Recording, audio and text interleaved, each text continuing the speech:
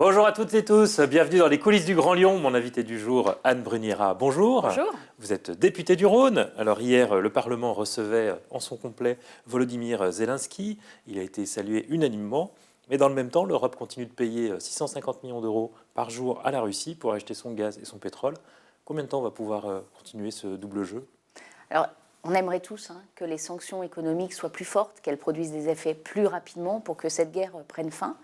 Mais les sujets sont complexes. Effectivement, le sujet du gaz est particulièrement complexe, car aujourd'hui, nous ne savons pas faire sans ce gaz. Certains pays sont complètement dépendants de cet approvisionnement. Et donc, les discussions sont en cours, mais les solutions ne sont pas faciles à trouver.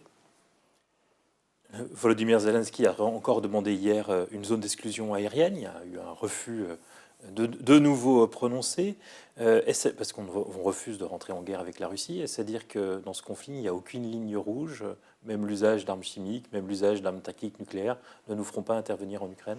C'est une question très difficile, et effectivement, lorsque les Ukrainiens, lorsque les Franco-Ukrainiens que nous croisons à Lyon nous demandent de fermer le ciel ukrainien et que nous leur expliquons que nous ne pouvons pas, car si nous le faisons, nous deviendrions co-belligérants, nous rentrerions donc en guerre contre la Russie.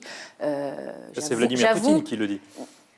C'est ce que nous disons, c'est ce qui sera de fait considéré. Donc c'est ce que nous disons également. Et effectivement, c'est très difficile à dire, c'est aussi difficile à assumer.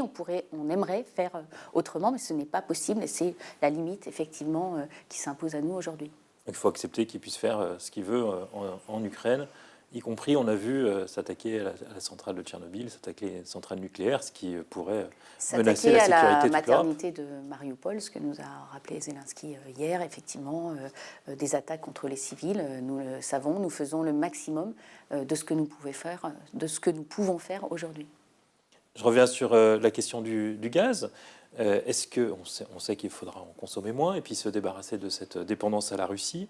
Est-ce qu'il n'y a pas une contradiction à subventionner le prix du gaz aujourd'hui? On a vu que la mesure annoncée par le gouvernement allait coûter finalement 6 milliards au lieu de 1,5 comme annoncé au départ. Est-ce que ce n'est pas une mesure là qui est un peu démago avant présidentielle et puis contre-productive? Alors c'est une mesure qui date quand même d'il y a quelques temps, qui est liée à la hausse du prix de l'énergie et qui est liée au maintien du pouvoir d'achat des Français. Dans ce quinquennat, nous avons augmenté le pouvoir d'achat des Français, mais effectivement, la question de l'énergie est devenue très prégnante et donc le gouvernement a décidé d'un certain nombre de mesures, dont effectivement des mesures sur le prix du gaz. C'est une mesure qui est faite pour les Français. Nous savons que la guerre aura des répercussions, que nous devons protéger les Français aussi sur ce sujet-là. Ce n'est pas une mesure démagogique, c'est une mesure de bon sens pour aider et protéger les Français. Est-ce qu'il faut voir une inquiétude face à la montée de Marine Le Pen qui fait campagne sur la question du pouvoir d'achat?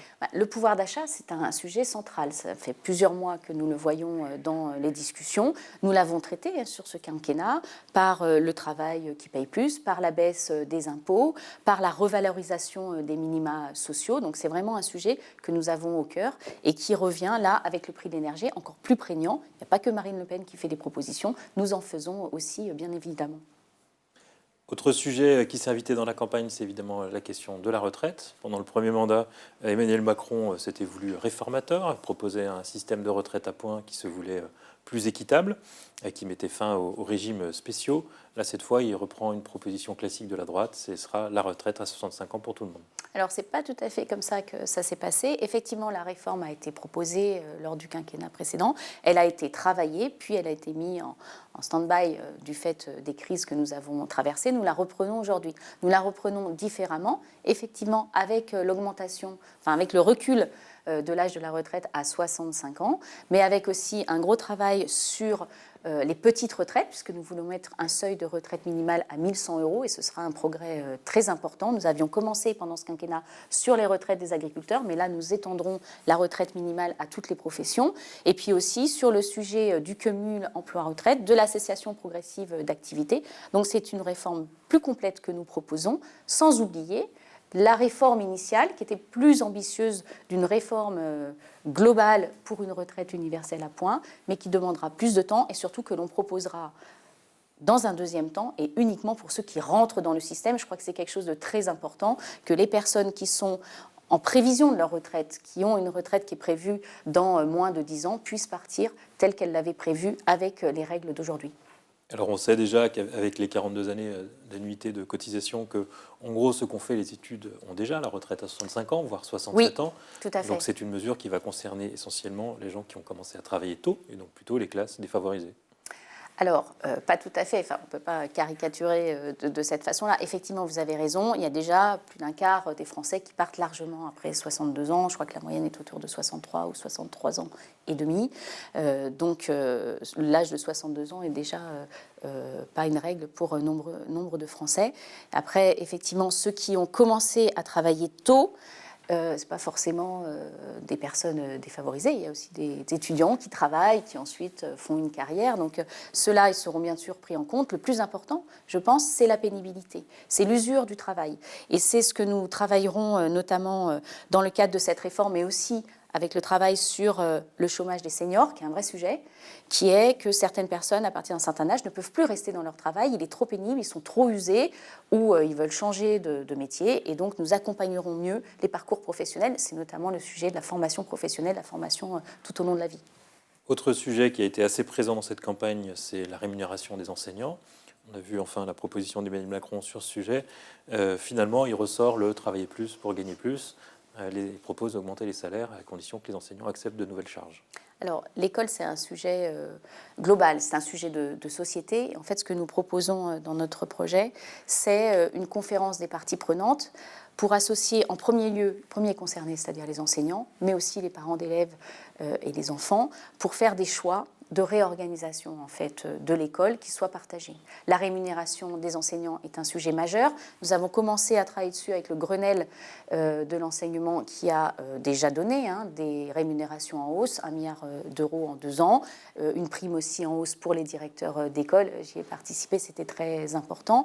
Mais il faut maintenant aller plus loin. Nous avons des sujets qu'il faut régler, comme par exemple l'absence des professeurs. Quand un professeur est absent pour une formation, lorsqu'il est absent pour un deuil, il faut qu'il soit remplacé devant les enfants. Cette absence des professeurs est un problème aujourd'hui. Il nous faut le travailler tous ensemble et il sera bien sûr accompagné d'une hausse de la rémunération. Alors sur ce sujet, comme sur d'autres, vous prenez une conférence des parties prenantes, Oui. des grandes concertations. Est-ce que ça sert encore à grand-chose quand on a vu les grandes concertations du premier mandat, notamment sur le climat, des grandes concertations qui occupent pendant effectivement un an, mais à la fin, c'est le président qui décide seul, sans forcément en tenir compte? Alors, ce n'est pas ce qui s'est passé sur la conférence pour le climat, qui était un exercice inédit dont il faut apprendre de ce qui s'est bien passé, ce qui s'est mal passé. C'est le sentiment, effectivement, ça a donné. Il y avait à peu près 150 propositions. Un tiers ont été incluses dans la loi climat-résilience. Un tiers sont du domaine réglementaire, donc ne passent pas dans une loi. Et un tiers, surtout, et c'est assez important, relève du niveau européen. Parce qu'il nous faut une harmonisation européenne sur des règles écologiques. Et donc, c'est ainsi que ça s'est passé. Ça a donné de la déception, puisque un certain nombre de partis qui ont participants à la conférence souhaitaient voir les 150 mesures dans la loi, ce qui n'était pas possible. Donc, c'est un premier essai, c'est un essai d'association de Français à ce débat très important sur les défis écologiques. Et nous comptons en fait continuer ce travail-là d'association des Français sur les grands enjeux sociétaux. Et pour ce quinquennat, nous proposons une conférence des parties prenantes sur l'éducation, sur la santé, qui concerne aussi bien sûr toute notre société, et sur les institutions, puisque nous n'avons pas pu faire la réforme institutionnelle parce que le Sénat s'y opposait. Nous souhaitons associer tous les Français à ce sujet de notre réforme institutionnelle. Donc vous souhaitez faire des concertations qui, cette fois, marchent? Nous souhaitons faire des concertations qui associent le plus de monde possible et qui permettent d'aboutir surtout à des solutions partagées.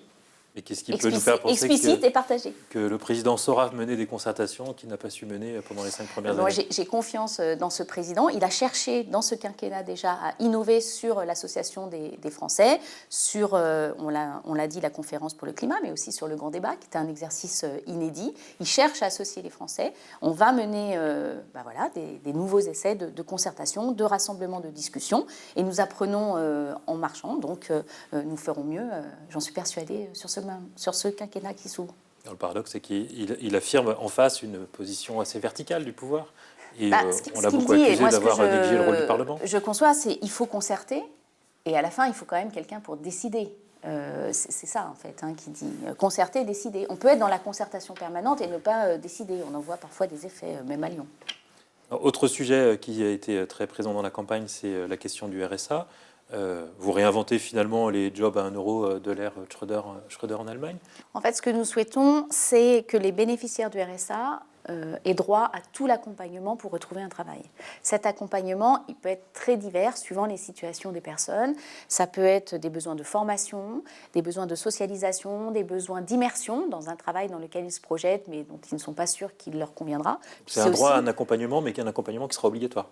C'est un accompagnement qui sera obligatoire et notamment qui demandera des moyens de la part des départements pour accompagner chaque bénéficiaire du RSA. Pour nous, c'est la métropole de Lyon qui devra accompagner chaque bénéficiaire du RSA pour lever les freins. Et même, je pense que ce qui serait idéal, je pense qu'on y travaillera quand on fera cette réforme, c'est qu'une fois que le bénéficiaire du RSA est retourné dans l'emploi, on continue à l'accompagner un peu pour vérifier que ça se passe bien. On sait qu'il y a des freins qui sont quand même importants comme la garde d'enfants, sujet que je connais bien, et les transports, par exemple, qui peuvent mettre à mal des reprises de travail.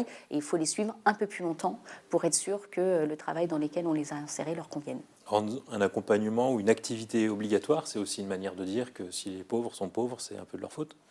Non, alors pas du tout. C'est pas du tout l'état d'esprit dans lequel on est. On connaît les accidents de la vie.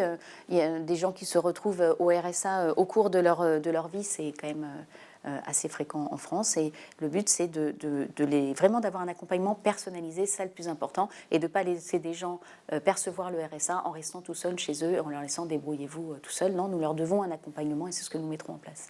Vous avez beaucoup prôné le en même temps de gauche, en même temps de droite.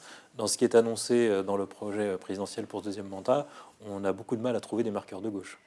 Alors pourtant, il y en a un, moi, qui me tient particulièrement à cœur, c'est la solidarité à la source. Vous savez, sous ce mandat, nous avons créé le prélèvement à la source, qui était une simplification administrative extrêmement importante pour prélever l'impôt. Et là, en fait, nous faisons, on va dire, le pendant, c'est-à-dire que pour bénéficier d'aide, ce sera désormais automatique avec la solidarité à la source. C'est très important car aujourd'hui le non-recours, c'est-à-dire le fait de ne pas demander une aide à laquelle on a droit, est important en France. Et cette solidarité à la source permettra de verser les aides à ceux qui en ont besoin au moment où ils en ont besoin. C'est aussi le sujet de la contemporanéité, ce mot n'est pas facile, et c'est très important pour aider chacun comme il se doit. Anne Brugnera, je vous remercie. Et puis moi, je vous dis à demain pour une nouvelle émission des coulisses du Grand Lyon.